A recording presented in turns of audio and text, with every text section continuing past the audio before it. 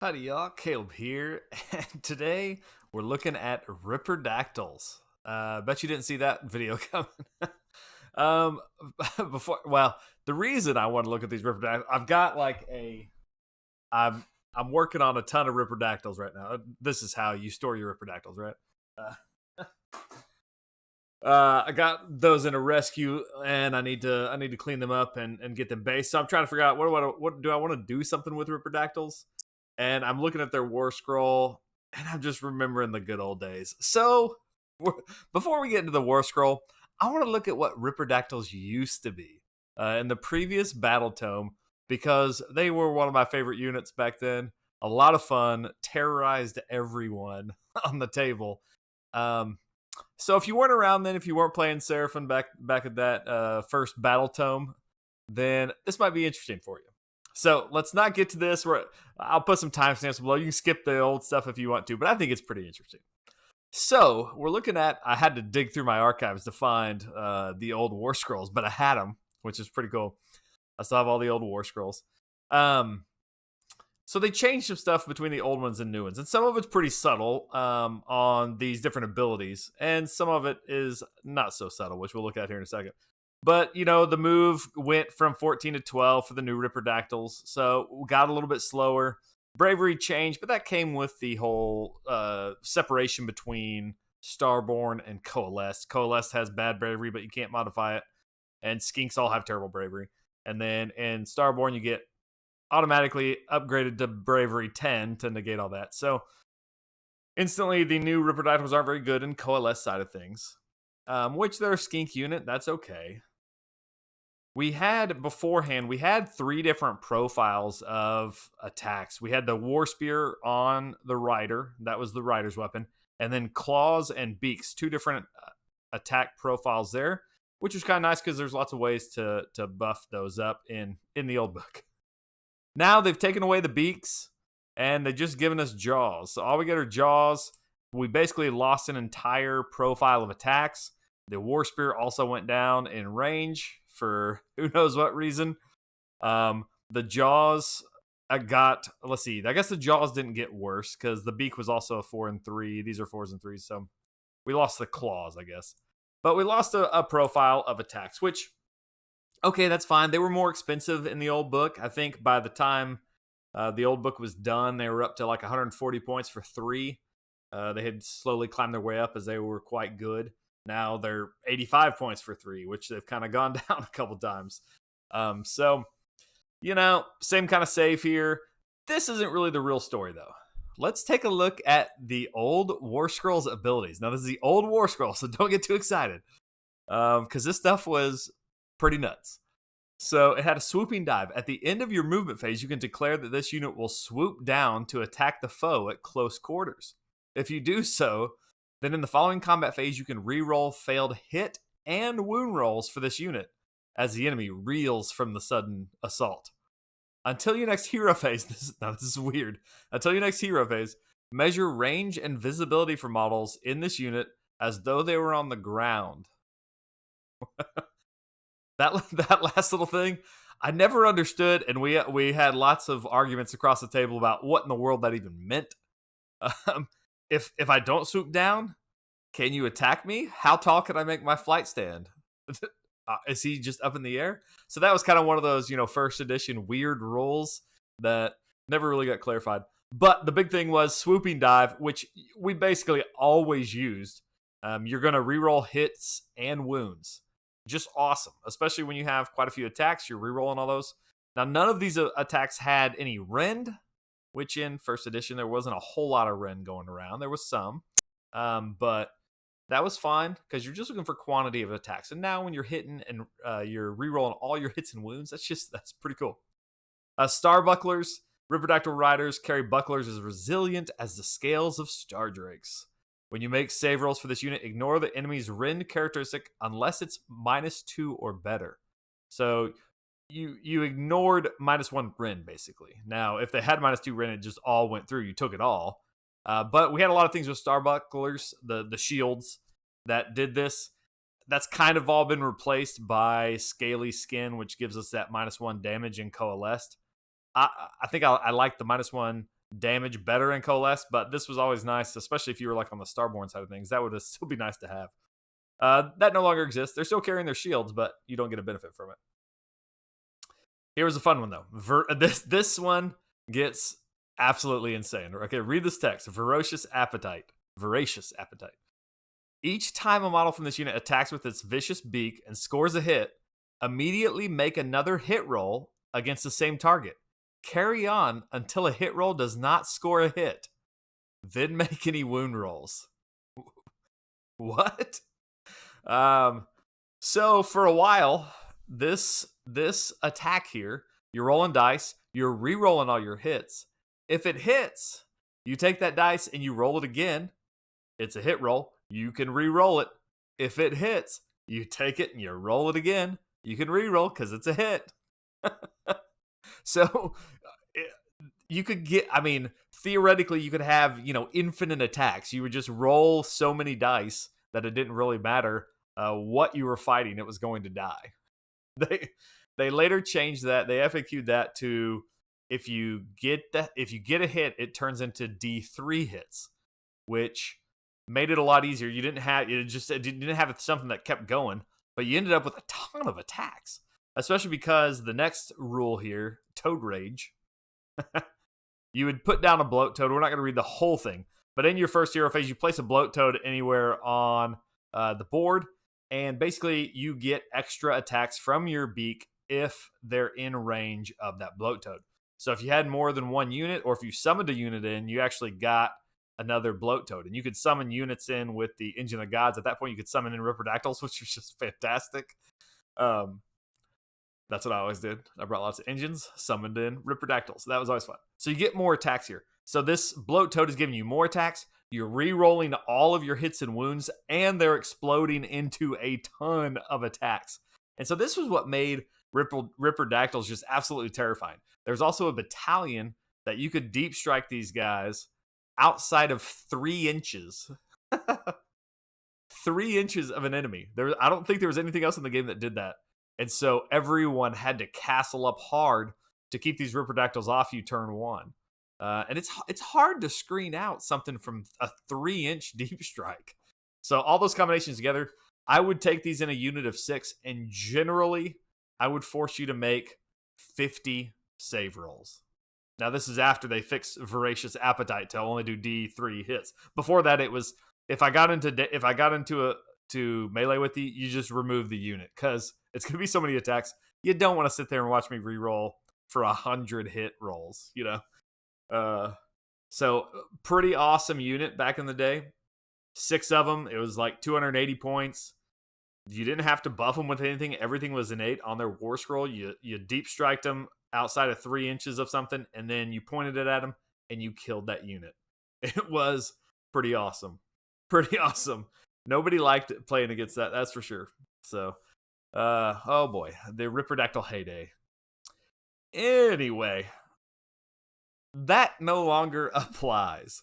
So that Warscroll is gone into the ether, into the history books, and now we've got this Warscroll. So they simplified the jaws and the claws and beaks down to just these jaws, which is okay. There's no extra way to get extra attacks from the Bloat Toad. The Bloat Toad now has this ability here where you get your rerolls to hit. So it changed from that swooping to now the Bloat Toad, and it's basically just once you just set this down you just set up a Bloat Toad. So it's not that big a deal. You do it once. This unit's not going to last longer than 1 combat phase anyway. But it's not really used ever again. So your first combat phase, you're going to use this. You get 1 combat phase of rerolls. That's basically what the Bloat Toad does. And just your hits. So already much worse. Bloat Toad has been combined with the swooping attacks into a worse version of both of those. You also have less attacks. Now you can get more jaw attacks in Coalesced, 1 more. So you're at, what is that, 5 attacks per model instead of 7, which you could get on the other one, which isn't that much of a reduction, but when you lose a bunch of the explosions, when you lose all the rerolls, they're just not nearly as good anymore. They do have still a voracious appetite, but it's now only hit rolls of 6 generate 1 extra hit. So not nearly as good. Not nearly as good. In fact, the damage output on these guys is pretty pitiful. We've talked about it before, right when the new battle tome came out, but I kind of wanted to revisit them in light of some of the stuff that's come out in like bounty hunters and things. But your base Warscroll is just pathetic. It's 3 1/4 damage versus a 4-up save. You're just not going to kill anything. If you were to send this into a unit of liberators, if you got lucky, you would kill 1 liberator. That's just, not very good. Not very good. There are some ways to buff these, but remember, this unit's 85 points. It's if we look at this Warscroll, you got a bravery of 5 in Coalesced, which is where you get the extra jaw attacks. I mean, that's kind of where it wants to be run, is in Coalesced, to get the extra jaws. It's a melee unit. But that bravery of 5 on a 5-up save, I mean, if somebody kills one of these, there's a good chance you're going to lose one of the other ones. You can lose both of the remaining ones if just one dies. So that bravery really hurts it, especially in Coalesced. In Fangs of Sotek, it's a little bit better, and it will be faster in Fangs of, or not just Fangs of Sotek, but also Dracothian's Tail. But there's just so much better stuff to take. Even for 85 points, they're cheap. They're real cheap. But you're going to end up spending those points somewhere else. Just about everything else does more damage than these guys.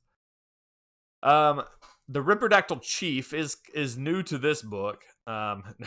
New. I mean, this book's been out for, a year and a half, 2 years now. But he does have an ability. He has that same voracious appetite, which is just for him. But you do have a command ability, which you can use this at the start of the combat phase, and you pick a unit and add 1 to the attack characteristics of the Ripperdactyl. So, I mean, that's okay. That's going to buff up our attacks a little bit. Now we have an extra War Spear attack and an extra jaw attack. So we're at 5, 6, 7 total attacks. Hey, we're back to what we were originally. But guess what? It's still just not enough. Once we add that damage in plus 1 attack, it's just not enough. And that's your command point in the combat phase. You can't spend a command point on anything else. You can't give him plus 1 to hit. So you can't get plus 1 to wound, not for a skink unit. So yeah, just not worth it there. Now you're adding an extra 80 points for that chief to buff them up slightly. There are some more buffs that you can give them, and you can also get that same attack from a from a Stegodon Chief. You might as well just bring a Stegodon Chief unless you really want the Ripperdactyl Chief for some reason. Stegodon Chief is going to perform a lot better for you in a bunch of other ways. More expensive, of course, but multi-use. So if we do plus 1 jaw attacks from Coalesce, plus 1 from a command point from the Ripper or the Steg Chief, and then we're going to put the 6s to wound our Immortal Wound on the Star Priest Staff. I'm not even bothering with Hand of Glory, because they're already rerolling their hits on the important attack, the Jaws, the one where you have most of your attacks. So I'm not even bothering with that. There's really nothing else you can apply to them. We have a few more buffs. You can give them a plus 1 to hit from a Star Priest in the hero phase, and that lasts till here, but we're getting up to 8 damage, which is okay, but you want to spend that Star Priest staff on something else, to be honest. You want those buffs going on to other things. If we put them in Bounty Hunter Battalion, they get a little bit better. With those same loadouts, you can get up to 10, 11 damage versus a 4-up save, which is just barely enough to kill like an MSU battle line unit that's on a 4-up save. If it goes down to a 3-up save, then you're hosed because you have no rend. If we apply the Star Priest staff to it with the Bounty Hunter also, then you're getting a little bit better, 13 damage versus a 4-up save.